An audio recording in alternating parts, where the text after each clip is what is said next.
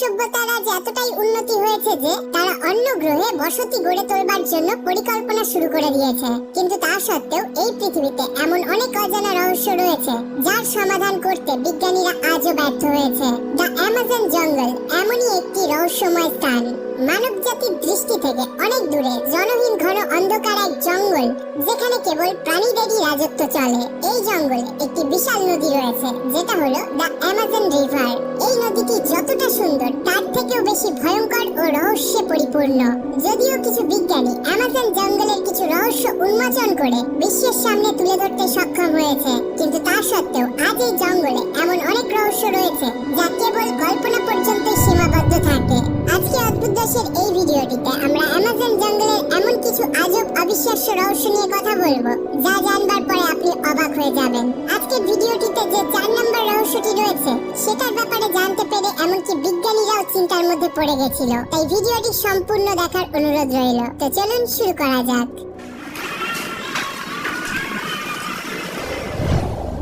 Electric ইল। রিসার্চাররা Amazon নদী থেকে এমন এক ধরনের মাছের সন্ধান পেয়েছে যা ইলেকট্রিক ইল নামে পরিচিত। আর এই মাছটির বিশেষত্ব হলো এই মাছটি আক্রমণ করবার জন্য বৈদ্যুতিক শক দিতে পারে। আপনি শুনলে অবাক হবেন, এই কারেন্ট 860 ভোল্টেজ পর্যন্ত লক্ষ্য করা গেছে। অ্যামাজন নদীতে এমন অনেক ধরনের ঘটনা ঘটেছে যেখানে ইলেকট্রিক ইল বৈদ্যুতিক শক দিয়ে মানুষের উপর আক্রমণ করে মানুষটিকে মেরে ফেলেছে। মানুষের কথা ছাড়ুন, এমনকি এরা তার থেকেও বহুগুণ বড় কুমিরকেও ইলেকট্রিক শক দিয়ে মেরে ফেলতে পারে। বিজ্ঞানীদের মতে ইলেকট্রিক ইলের 860 ভোল্টেজ কারেন্টের কারণে যে কোনো শক্তিশালী ব্যক্তির নার্ভাস ব্রেকডাউন হতে পারে। এই মাছটি কেবলমাত্র জলের মধ্যে থেকে ইলেকট্রিক শক দেয় না, এমনকি এরা জল ছাড়াও ইলেকট্রিক শক দিতে সক্ষম। Green anaconda. সাপের জগতে অ্যানাকন্ডার নাম অনেক সম্মানের সঙ্গে নেওয়া হয়, কিন্তু যদি অ্যামাজন জঙ্গলের প্রসঙ্গে বলা হয় তাহলে নিঃসন্দেহে গ্রিন অ্যানাকন্ডার জায়গা কেউ নিতে পারে না। এই সাপটি পৃথিবীর মধ্যে সবথেকে বড় সাপ, যা কেবল অ্যামাজন জঙ্গলেই পাওয়া যায়। এই প্রাণীটি বৃহৎ আকৃতির প্রাণীদের উপরেও আক্রমণ করতে পারে, এমনকি জাগুয়ার, কুমিরের মতো প্রাণীদেরকেও ছাড়ে না। স্থলভাগে শিকারের সাথে সাথে এই প্রাণীটি জলেও অনেক গতিতে চলতে পারে, আর এই বৈশিষ্ট্যের কারণেই এই প্রাণীটি অনেক বেশি সন্ত্রাস তৈরি করেছে। এদের শিকার করার কৌশল অনেক আশ্চর্যজনক। একবার যদি এদের পাল্লায় কেউ পড়ে তাহলে তাকে না খাওয়া পর্যন্ত এরা ছাড়ে না। বর্তমানে অ্যামাজন জঙ্গলে এর থেকে বড় শিকারী আর কেউ নেই। কিন্তু আপনি কি কখনো কল্পনা করে দেখেছেন অ্যানাকন্ডা কত বৃহৎ হতে পারে? গবেষকদের মতে অ্যানাকন্ডা প্রায় 36 ফুট লম্বা হতে পারে। তুলনার জন্য বলে রাখি, পৃথিবীর সর্ববৃহৎ সাপ টাইটানোবোয়ার জীবাশ্ম 2012 সালে পাওয়া যায় এবং এই জীবাশ্মর আয়তন ছিল 42 ফুট। কিন্তু এখানেই শেষ নয়, অ্যামাজন অধিবাসীদের মতে তারা প্রায় 60 ফুট আয়তনের অ্যানাকন্ডা দেখেছে, যার মুখই কেবলমাত্র 6 ফুট চওড়া। পার্সি ফাসেট, যিনি একজন ব্রিটিশ আর্কিওলজিস্ট ছিলেন, তিনি 1906 সালে তার একটি রিসার্চ টিম নিয়ে অ্যামাজন জঙ্গলে অভিযান করেন। এই অভিযানের পরে তিনি জঙ্গল থেকে ফিরে দাবি করেন 62 ফিট লম্বা অ্যানাকন্ডা সাপ তিনি দেখেছেন। এমনকি সেই সাপটির ওপর তিনি গুলিও চালিয়েছিলেন। শুধু তাই নয়, তিনি দাবি করেছিলেন তিনি 5 ফুট সাইজের বৃহৎ মাকড়সাও দেখেছিলেন, যা সত্যি আশ্চর্যের বিষয়। এমনকি অ্যামাজন অধিবাসীদের মতে এই জঙ্গলে প্রায় 6 ফুট সাইজের মাকড়সাও উপস্থিত রয়েছে। এমনকি তারা শিশুদের ওপর হামলাও করে থাকে। পার্সি ফাসেট মনে করতেন এই জঙ্গলে এমন অনেক অজানা রহস্য লুকিয়ে রয়েছে যা এখনো আমাদের কাছে অজানা। এই রহস্য উন্মোচন করবার উদ্দেশ্যে তিনি একটি বড় টিম নিয়ে 1921 সালে আবারও নতুন করে অ্যামাজন অভিযান শুরু করেন। আপনারা জেনে অবাক হবেন, এই জঙ্গল এতটাই বড় যে এই জঙ্গলের মধ্যে বাংলাদেশের মতো দেশ 38টা ধরে যাবে। আর এই জঙ্গলের ঘনত্ব এতটাই যে এই জঙ্গলে সূর্যের কিরণ পৌঁছায় না বললেই চলে। অর্থাৎ জঙ্গলটি 24 ঘন্টা অন্ধকার আচ্ছন্ন থাকে, যেখানে বৃষ্টির জল মাটিতে পড়তে প্রায় 10 মিনিট সময় লাগে। এই জঙ্গলে নিজের অস্তিত্বকে টিকিয়ে রাখবার জন্য ছোট থেকে বড় প্রাণী সবাইকে সমানভাবে লড়াই করতে হয়, কারণ এই জঙ্গলে পিরানার মতো মাংস চিবিয়ে খাওয়া মাছ শিকারী, বৈদ্যুতিক শক দিয়ে আক্রমণকারী ইল এবং সবথেকে শক্তিশালী ধারালো চোয়াল দিয়ে ছিঁড়ে খুঁড়ে খাওয়া জানোয়ার এবং কুমিরও সর্বদা ওত পেতে রয়েছে। এখানে একটাই জিনিস চলে, সেটা হলো জীবনের জন্য সংগ্রাম। প্রচন্ড বৃষ্টিতে, উত্তপ্ত রোদে আর গভীর অন্ধকারে লড়াই করতে করতে এখানকার জঙ্গলি আদিবাসীরা নিজেদেরকে বাঁচিয়ে রাখার আজব টেকনিক শিখে নিয়েছে। কিন্তু সভ্য পৃথিবীর মানুষ যদি এই জঙ্গল জয়ের স্বপ্ন দেখেন, তাহলে তারা নিজের মৃত্যুকে আমন্ত্রণ করা ছাড়া আর কিছু করবে না। এই কারণে ব্রিটিশ আর্কিওলজিস্ট পার্সি ফসেট এই জঙ্গলে অভিযান করবার সময় রহস্যজনকভাবে হারিয়ে যায়। শুধুমাত্র তিনিই হারাননি, তার সাথে থাকা একটি বড় টিম এবং তার নিজের ছেলেও 1925 সালের অ্যামাজন অভিযানের পর নিরুদ্দেশ হয়েছেন। 2002 সালে ক্যাথলিক পাদ্রী এই জঙ্গল থেকে 65 ফুট লম্বা অ্যানাকন্ডা দেখার দাবি করেন। এই কারণে কিছু বিশেষজ্ঞরা এখনো দাবি করেন পৃথিবীর সবথেকে বড় সাপ টাইটানোবোয়া সাউথ আমেরিকার জঙ্গলের দিকে এখনো জীবিত রয়েছে।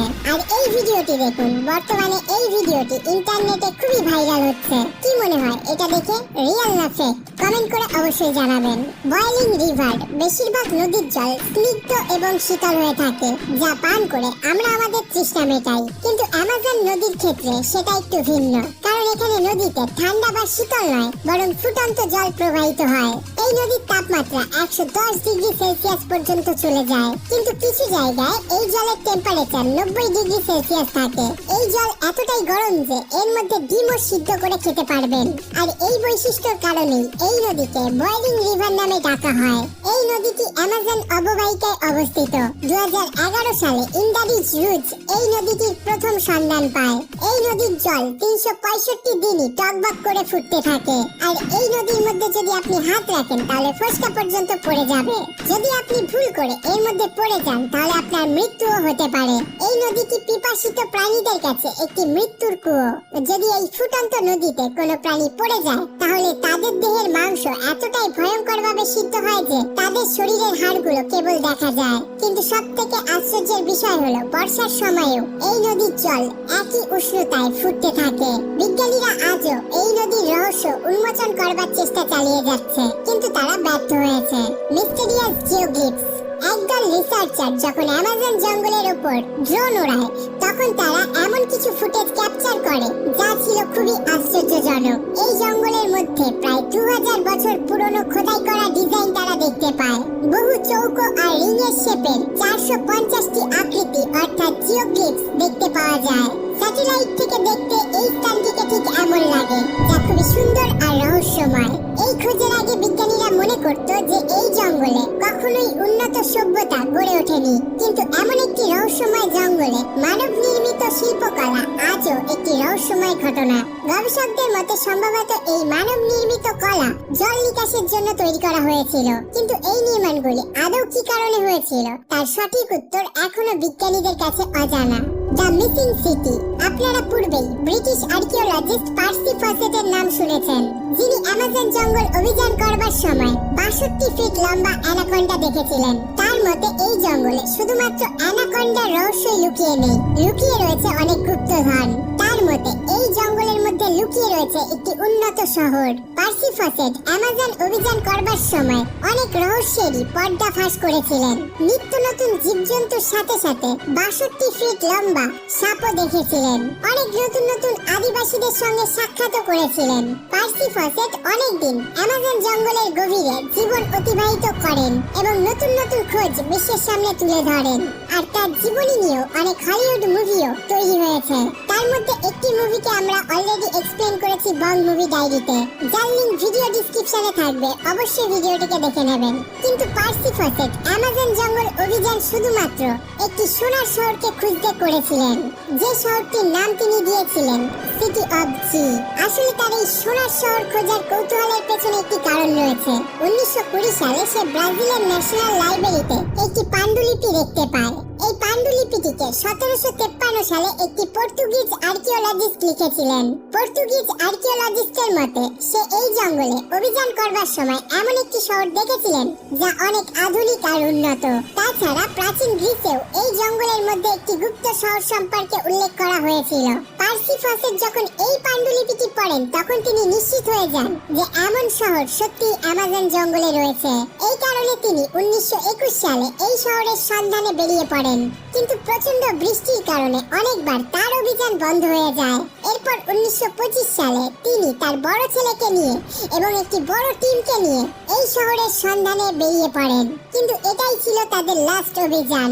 তারা রহস্যজনকভাবে এই জঙ্গলের মধ্যে হারিয়ে যায়। পরে অনেক সার্চিং টিমকে সেখানে পাঠানো হয়, কিন্তু তাদের হদিশ আর পাওয়া যায় না। প্রায় 100-এরও বেশি দলবল ছিল পার্সি ফসেটের সঙ্গে, কিন্তু তারা কিভাবে হারিয়ে গেল?